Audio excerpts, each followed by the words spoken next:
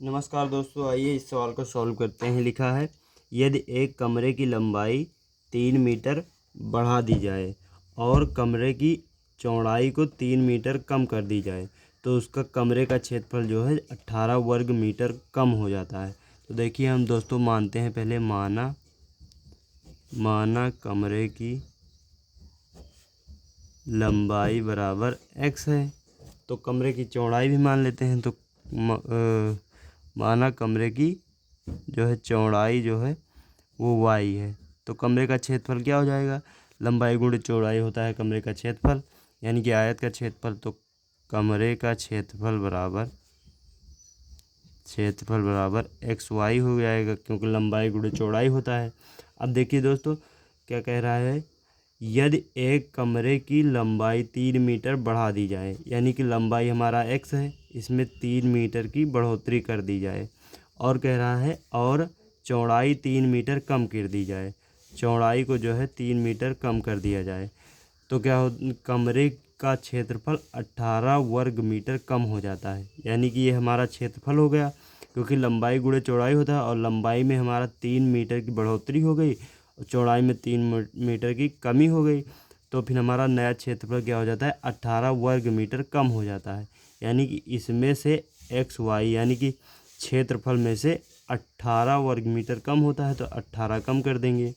ये हो गया हमारा। अब इसे थोड़ा सॉल्व करेंगे तो ये गुणा करेंगे, XY हो जाएगा -3x, ये 3 से गुणा करेंगे, प्लस में 3y, माइनस में 3 त्रिका 9 बराबर में XY -18। ये XY से ये XY कट जाएगा और ये हमारा बचेगा माइनस का 3x प्लस 3y बराबर में 9 उधर जाएगा तो प्लस में हो जाएगा -18 प्लस में 9, ये हो जाएगा 3x माइनस का 3x प्लस 3y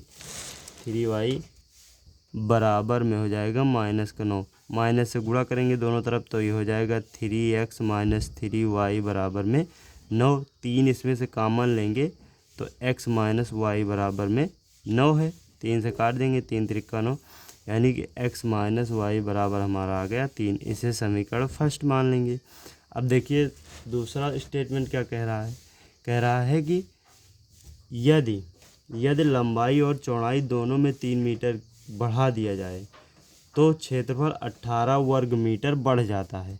यानी कि कह रहा है कि दोनों में 3 मीटर की बढ़ोतरी कर दे, लंबाई में भी 3 मीटर की बढ़ोतरी किया और चौड़ाई में भी 3 मीटर की बढ़ोतरी, तो हमारा जो है क्षेत्रफल वो 48 वर्ग मीटर बढ़ जाता है। यानी कि ये XY जो है क्षेत्रफल हमारा वो 48 वर्ग मीटर बढ़ जाता है। अब इसे भी सॉल्व करेंगे तो ये हो जाएगा XY प्लस में 3x, ये प्लस में 3 से गुणा करेंगे 3y प्लस में 3 त्रिका 9 बराबर में XY प्लस में 48। XY से XY कट जाएगा, 9 उधर भेजेंगे तो माइनस में चला जाएगा, 3x प्लस में 3y बराबर में 48 माइनस का 9।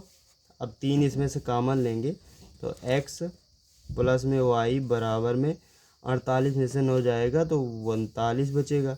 3 को 3 से काटेंगे, 3 एक कम 3, 3 त्रिका 9, 13 आ गया, यानी कि x प्लस वाई बराबर 13 आ गया। इसे समीकरण 2 मान लेंगे।